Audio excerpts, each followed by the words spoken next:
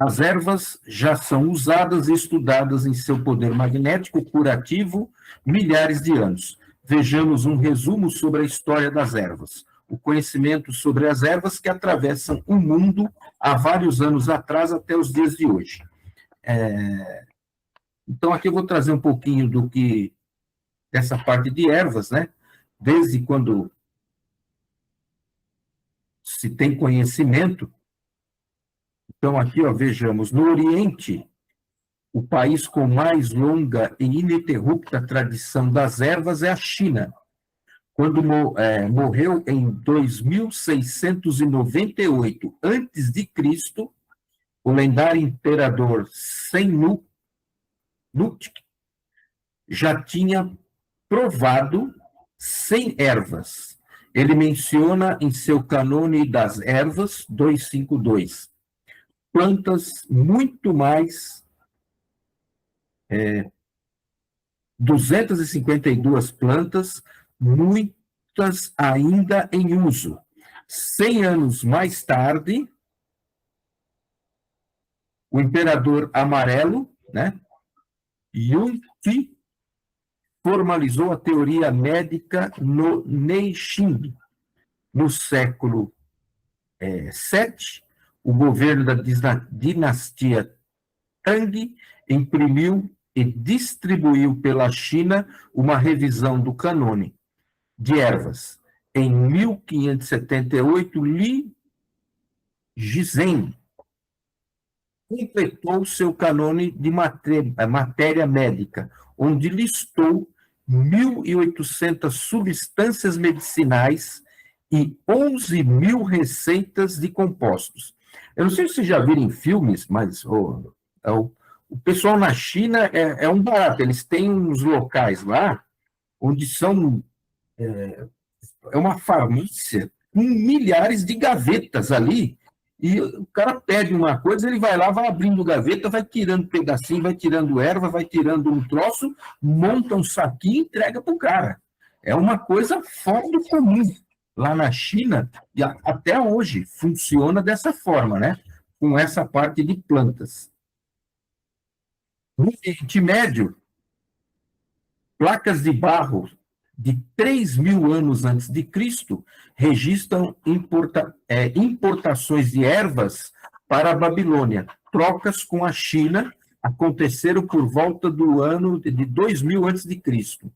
A farmacopeia babilônia abrangia 1.400 plantas. O primeiro médico egípcio conhecido foi Imhotep, 2.980 a 2.900 antes de Cristo.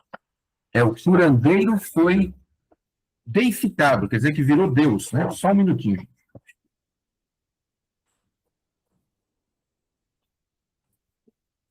Esqueço de ligar a tomada.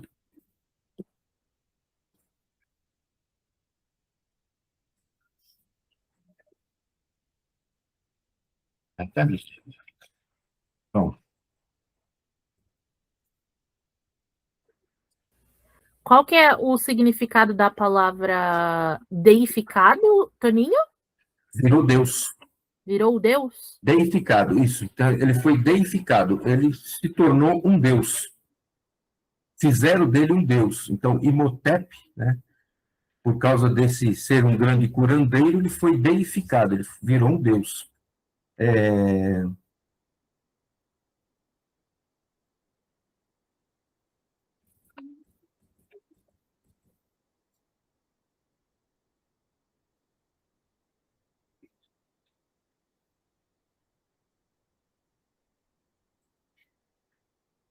Utilizava ervas, aqui, ó, utilizava ervas medicinais em seus preparados mágicos, né? Os papiros de Herbes do Egito foram um dos herbários mais antigos que se tem conhecimento, datando de 1550 anos antes de Cristo. E ainda está em exibição no Museu de Leipzig. Na mesma época, médicos indianos desenvolviam avançadas técnicas cirúrgicas e de diagnósticos e usavam centenas de ervas nos seus tratamentos. Segundo os hindus, as ervas eram as filhas prediletas dos deuses. Na Grécia, também no século XIII a.C., um curandeiro chamado Asclépio, grande conhecedor de ervas, concebeu um sistema de cura, fundando o primeiro spa de que se tem conhecimento, com tratamentos baseados em chás. Mileto e Pitágoras compilaram essas receitas. Os gregos adquiriram seus conhecimentos de ervas na Índia, na Babilônia, Egito e até na China. A Idade das Trevas, nesta fase, a Pérsia tornou-se, né, o centro de perfeição da época, com as receitas gregas sendo traduzidas para o árabe. Na Europa, os progressos foram dificultados pela Igreja, que não via com bons olhos a aprendizagem científica e encaravam a doença como um castigo. A medicina das plantas restringiu-se aos monges nos mosteiros e algumas mulheres de aldeias remotas. Então, nessas idades das trevas, é porque a Igreja ela comandava muito ali na parte da Europa, em todo o local ali. Então, tudo era proibido, foi aonde começou também a queimar bruxas, que não eram bruxas, eram médiuns, ou as pessoas que trabalhavam com essas plantas, faziam medicina. Então, ali foi bem prejudicado essa parte da medicina com as ervas, né? No Renascimento, século XV, traz a era dourada para as ervas.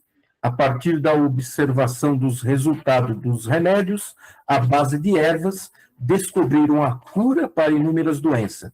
Nesse tempo de descoberta, as mulheres foram proibidas de estudar e os curandeiros não profissionais eram hereges. A idade industrial e moderna, a ciência levou ao desenvolvimento o assunto das ervas, sistematizando parte das plantas e concentrando as dosagens. O uso mais baixo das ervas foi no século XX, com os efeitos secundários das drogas artificiais, com a ecologia incentivando uma volta ao uso de medicamentos naturais. Está acontecendo com o renascimento fantástico da utilização das ervas. Então, nessa parte da Idade Moderna, que é mais ou menos agora, né, nós estamos aqui, 1800, é que começou também um grande uso das ervas, que é o sistema de... Caramba, como é que é? Fitoterápico Fitoterápico,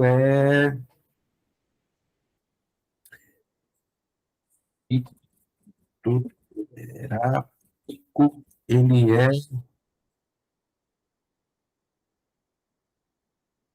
isso mesmo. E tem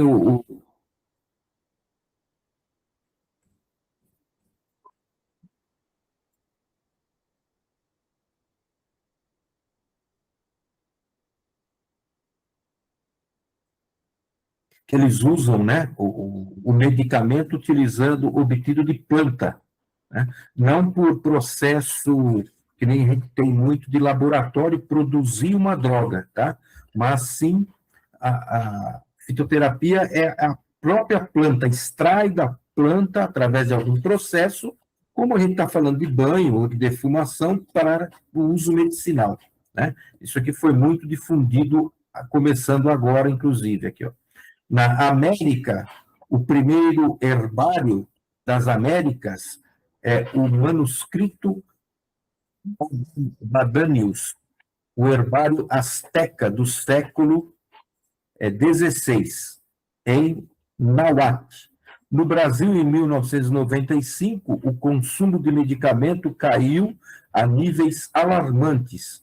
A pesquisa SOS Pharma, para levantar as causas, descobriu que das 400 famílias pesquisadas, 91,9% se automedicavam com ervas e 46,6% a cultivavam nos quintais. Dados da Associação Brasil da Indústria Farmacêutica apontam que as vendas de medicamentos sintéticos cresceram 16% naquele ano, enquanto que o consumo fototerápicos subiu 20%. Tanto assim que a SEMI, Central de Medicamentos, está financiando pesquisas em universidades. Muitos médicos acreditam que o uso de fototerápicos pode reduzir a metade os gastos da população com medicamentos e com os mesmos resultados dos alopáticos. Então, alopáticos são aqueles produzidos através da farmácia com fórmulas, né, com coisas não extraídas de plantas, laboratório, que forma isso daí. Aqui no Brasil, também nós temos isso daqui, o governo federal brasileiro, por meio de iniciativas legislativas, né, a proposta em tramitação em 2025 tem avançado na valorização e no reconhecimento das benzedeiras e benzedeiros como detentores de saberes tradicionais e patrimônio cultural e imaterial, reconhecimento legal no SUS. Isso aqui é muito interessante, eu tenho até algumas apostilas aqui que eu baixei do próprio governo federal, né? O SUS, hoje, ele reconhece a benzedeira e o benzedeiro, reconhece essas pessoas e trabalha junto com eles, né? Principalmente em Minas, São Paulo, e tem Espírito Santo, acho que tem Bahia, tem alguns lugares aí principais que acontece isso. Então, aqui, ó, ele tem um projeto, né, de lei, número 426/2025, em tramitação no Congresso, propõe o reconhecimento do trabalho de benzedeiras e benzedeiros como prática cultural popular integrante da Política Nacional de Educação Popular em Saúde no Sistema Único de Saúde. Valorização cultural. O benzimento é reconhecido como de relevante interesse cultural, social e imaterial, buscando proteger essa tradição milenar. Saúde comunitária. A ação visa integrar o conhecimento dessas figuras ao atendimento primário em saúde, respeitando a ancestralidade e os saberes populares de cura.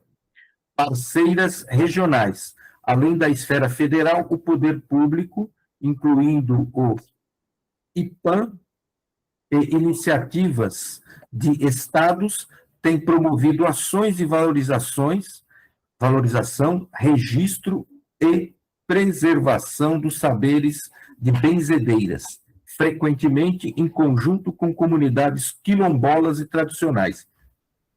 Então, o SUS hoje ele tem um programa em que somente em regiões mais afastadas, no campo, aqui ele está falando aqui nessas partes onde tem quilombolas, tem comunidades ali beirinhas, de beira de rios e tudo mais, eles fazem um projeto junto com as benzedeiras, com parteiras, com a comunidade. Então, o primeiro atendimento, quem faz são elas, através de ervas, chás, banhos e outras coisas ali.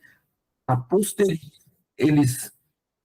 essas benzedeiras têm contato com postos de saúde do SUS, né, ou outros, e aí também envia essas pessoas para fazerem avaliações ali no posto de saúde. Então, trabalha em conjunto.